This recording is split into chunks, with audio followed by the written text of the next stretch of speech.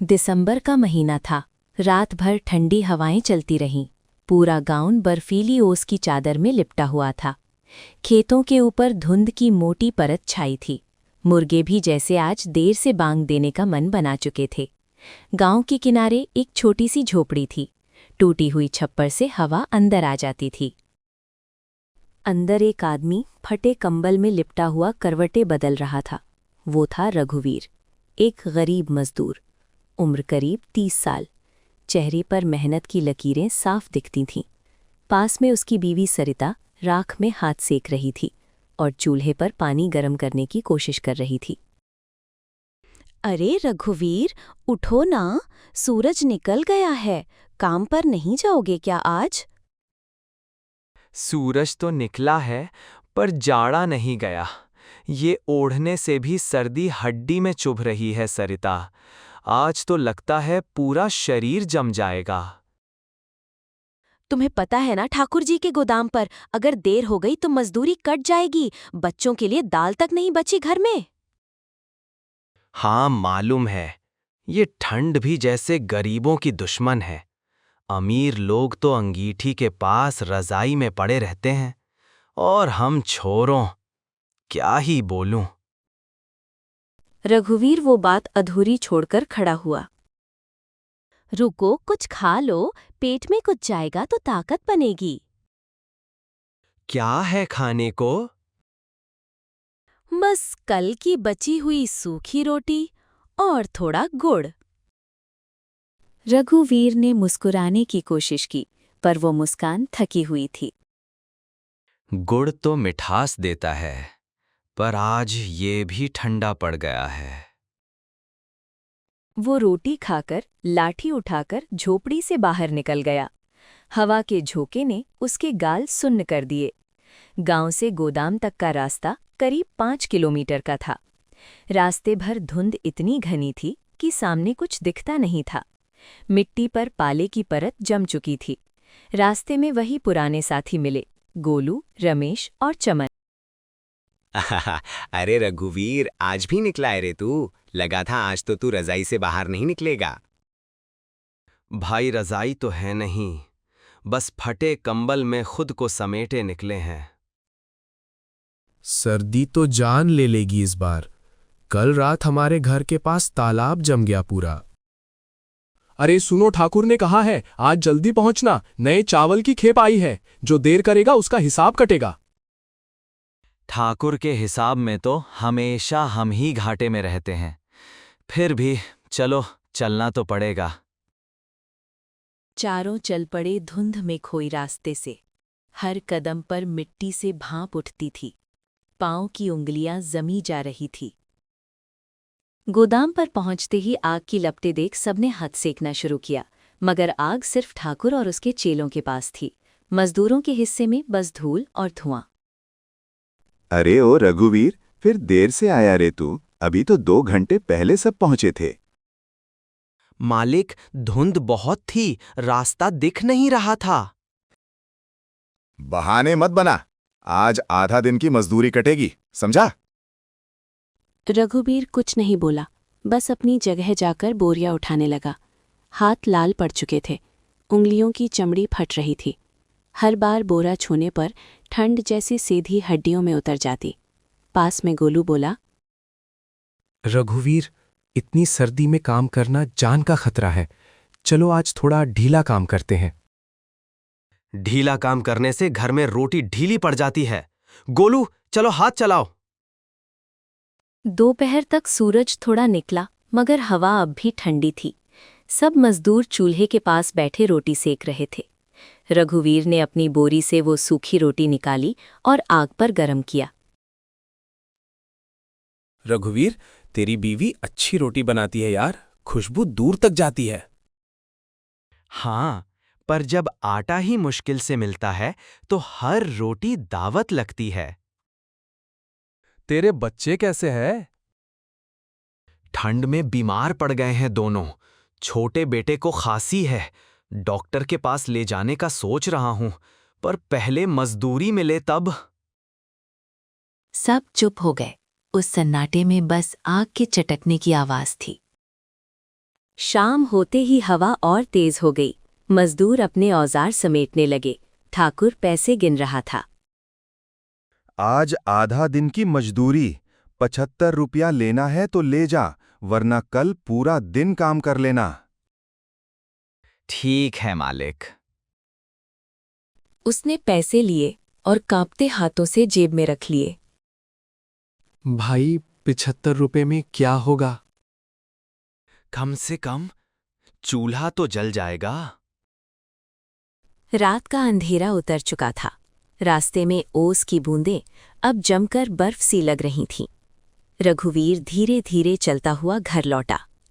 झोपड़ी के अंदर सरिता ने मिट्टी का चूल्हा जलाया हुआ था। बच्चों के लिए आलू उबाल रही थी। आ गए तुम? देखो आज बच्चों के लिए आलू उबाल रखे हैं। अच्छा किया, आज गोदाम पर ठंड ने जान निकाल दी। मजदूरी मिली? आधा ही मिला। ठाकुर ने कहा देर से पहुंचे थे। हमेशा वही बात पर क्या करें? ठंड में इंसान का शरीर भी साथ नहीं देता। हाँ, लेकिन जब तक सांस है काम तो करना ही पड़ेगा। वो दोनों बच्चों के पास जाकर बैठे। रघुवीर ने अपनी बेटी काव्या के सिर पर हाथ फेरा। बापू, बहुत ठंड लग रही है। अब नहीं लगेगी बेटा, अब ये कमीज तेरी ढाल है। तुम खुद ठंड में कांप रहे हो, फिर भी। माँ बाप की ठंड बच्चों की गर्मी में ही निकल जाती है सरिता।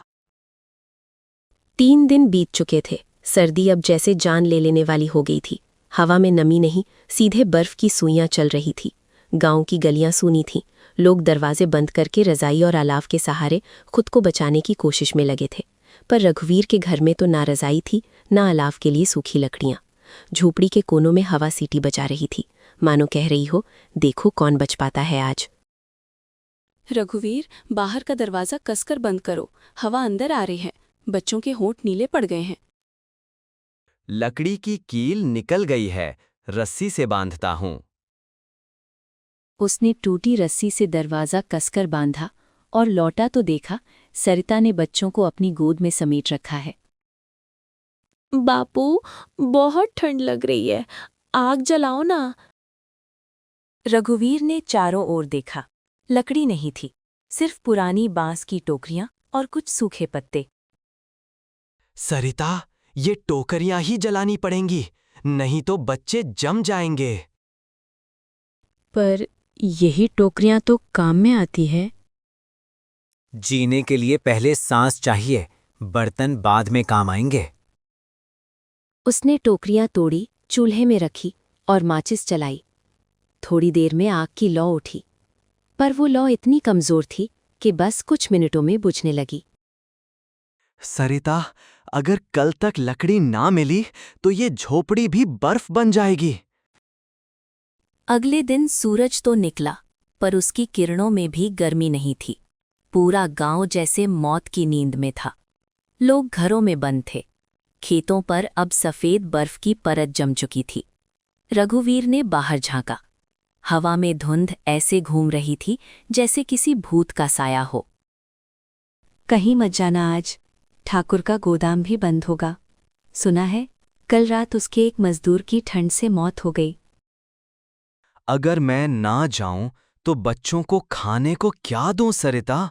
मौत तो वैसे भी हमारे दरवाजे पर खड़ी है। पर जाओगे तो ठंड तुम्हें भी ले जाएगी। मैं नहीं चाहती तुम्हें खो दूं। रघुवीर चुप रहा और दीवार पर टंगा पुराना गमछा उठाकर सिर में बांधा और चल पड़ा। बापू, जल्दी आना। अगर भगवान ने चाहा तो आज थोड़ा राशन लेकर लौटूंगा बेटा। रास्ता अब किसी बर्फीले जंगल से कम नहीं था। पेड़ों पर ओस नहीं, बल्कि बर्फ की मोटी परत जमी थी। हर कदम पर मिट्टी की जगह फिसलन थी। ऐसी ठंड तो पिछले 20 साल में नहीं देखी। लगता है भगवान भी इस बार परख रहे हैं। गोदाम पर पहुंचते ही देखा सब मजदूर एक जगह इकट्ठा थे, पर काम रुका पड़ा था। आज काम बंद है, माल नहीं आया है। जो आ गए हो तो जा सकते हो। साहब, कम से कम आधे दिन का पैसा तो दो, ठंड में आए हैं हम। किसने बुलाया था तुम्हें? अपनी मर्जी से आए, अपनी मर्जी से जाओ।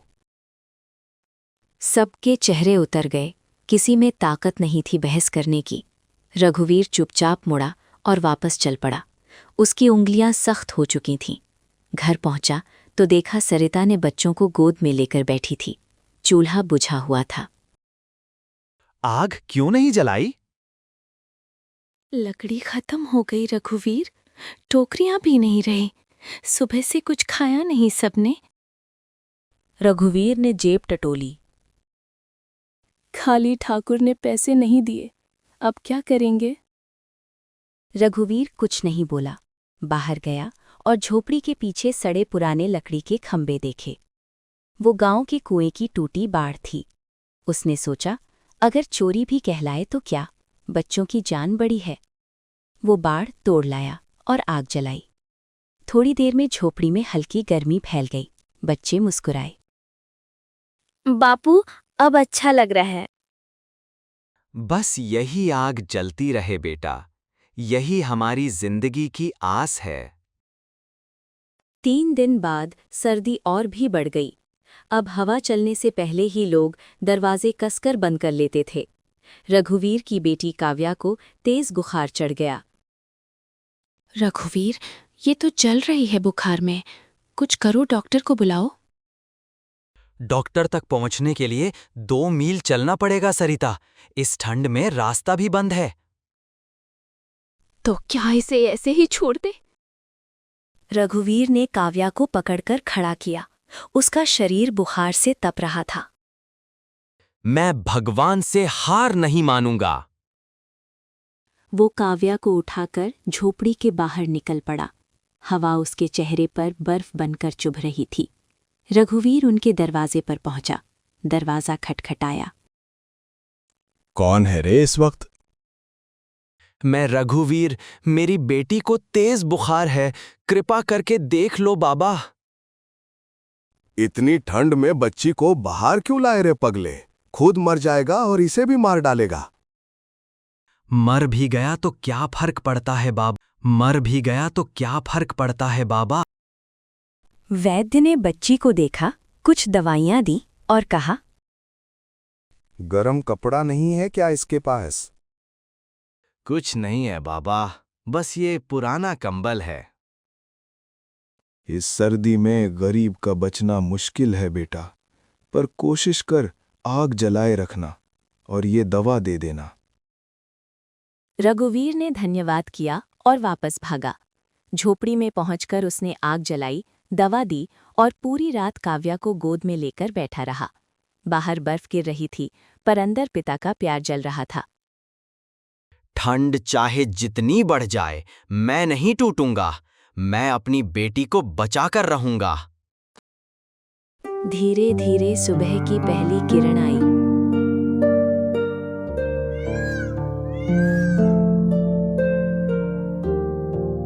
काव्या का बुखार थोड़ा उतर गया। सरिता की आंखों में आंसू थे। देखा, भगवान ने हमारी सुनी। भगवान नहीं सरिता, ये आग। भगवान नहीं सरिता, ये आग, ये हिम्मत। जनवरी का पहला हफ्ता था। सर्दी अब कम नहीं हो रही थी, बल्कि गांव की हर दीवार, हर पेड़ और हर इंसान में बस गई थी। सुबह की धुंध इतनी मोटी थी कि सामने खड़ा आदमी भी गायब दिखता। झोपड़ी के भीतर रघुवीर चुपचाप बैठा था। सामने बुझा हुआ चूल्हा पड़ा था और कोने में सरिता बच्चों को अपने बदन से चिपका कर बैठी थी। 3 दिन से चूल्हा नहीं जला। रघुवीर, आटा खत्म हो गया है, कुछ इंतजाम करो। कहाँ से करूं सरिता? ठाकुर का गोदाम अभी भी बंद है, सब काम रुका पड़ा है। तो क्या आप बच्चों को भूख से मरने देंगे? मरने नहीं दूंगा, पर जिंदा रखने का रास्ता भी तो ठंड ने रोक दिया है। बाहर हवा की आवाज गूंज रही थी, जैसे कोई अदृश्य राक्षस दरवाजे पर दस्तक दे रहा हो। रघुवीर बाहर निकला। पूरा गांव सुनसान पड़ा था। ना कोई खेतों में, ना कोई सड़क पर। लोग अपने घरों में कैद थे और जिनके पास आग नहीं थी वो घर में दुबके हुए थे। गांव की चौपाल पर वो रुका। वहां कुछ बुजुर्ग बैठे थे। उनके पास भी बस बुझी राख थी। काका, कोई काम मिलेगा क्या? ठाकुर के यहाँ कुछ सुनाई दिया। बेटा, ठाकुर तो शहर चला गया। गोदाम बंद पड़ा है। ठंड में माल नहीं आ रहा है। इस बार की सर्दी तो जैसे कहर बनकर आई है। तो फिर गांव के गरीब क्या करेंगे?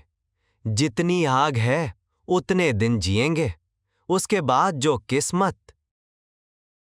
रघुवीर कुछ कह नहीं पाया।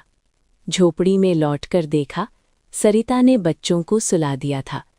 काव्या की आंखों के नीचे नीले घेरे बन गए थे। कुछ मिला? नहीं सरिता। अब क्या करेंगे रघुवीर? रघुवीर ने बाहर देखा। झोपड़ी के पीछे बर्फ से ढका आम का पेड़ खड़ा था। उसकी डालियों पर कुछ सूखे आम के पत्ते बचे थे। वो उन पत्तों को तोड़कर लाया, उन्हें आग में जलाया और बोला, जब तक ये पत्ते जलते हैं तब तक हम जिंदा हैं सरिता। कल कुछ न कुछ रास्ता निकालूंगा। अगली सुबह रघुवीर गांव में काम ढूंढने निकला। रास्ते में उसे एक गांव की ही एक अम्मा मिली। अम्मा ने उसे देखा। क्या हुआ रघुवीर, चेहरा सूख गया है तुम्हारा? अम्मा जी, बच्चों को 3 दिन से रोटी नहीं मिली। ठंड में काम नहीं, घर में अनाज नहीं। कुछ हो सके तो मदद कर दो। अम्मा चुप रही। फिर थोड़ा चावल, गुड़ और लकड़ी लाकर बोली, ले बेटा, थोड़ा ही है, पर शायद रात निकल जाए। आपको जरूर भगवान ने भेजा है अम्मा जी। आज सच में भगवान दिख गए मुझे। रघुवीर घर लौटा तो सरिता की आंखों में डर था, पर जैसे ही उसने गुड़ और चावल दिखाया वो मुस्कुरा उठी। रघुवीर, तुमने कर दिखाया। आज बच्चों को गरम दलिया मिलेगा। उसने चूल्हे में आग जलाई, भाप उठी और घर में खुशबू फैल गई। लय उठ गए और छोटी काव्या ने पहली बार मुस्कुराते हुए कहा, माँ, आज तो रसोई में धुआं है। लगता है हम जिंदा हैं।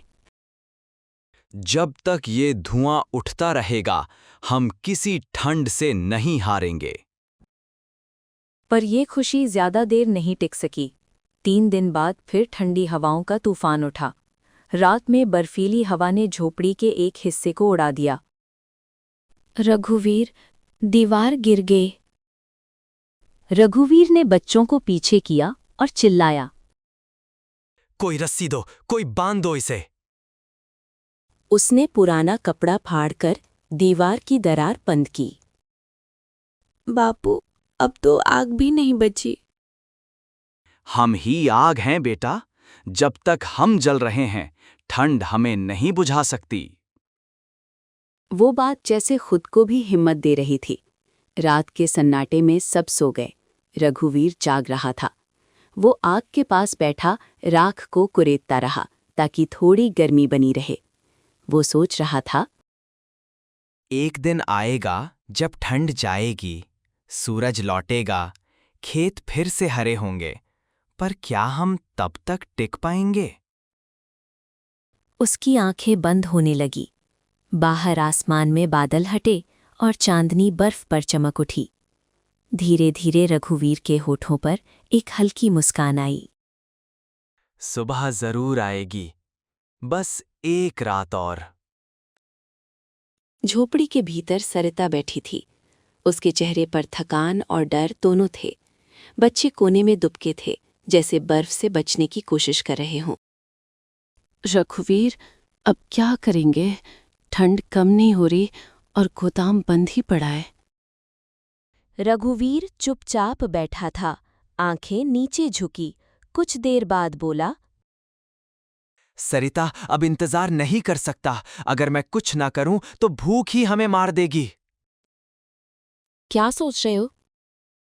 जंगल जाऊंगा, लकड़ी काट कर लाऊंगा। अगर ठाकुर का गोदाम बंद है तो क्यों ना खुद का चूल्हा जलाऊं और दूसरों का भी। पागल हो गए हो क्या? इतनी ठंड में जंगल जाना मौत को बुलाना है। मौत से पहले कोशिश करना गुनाह नहीं होता सरिता। अब डरने का वक्त नहीं, जीने का वक्त है।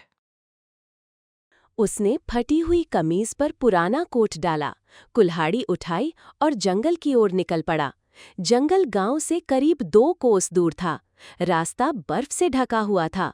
पेड़ों की डालियां झुक चुकी थीं और हवा की हर लहर जैसे चाकू सी लग रही थी।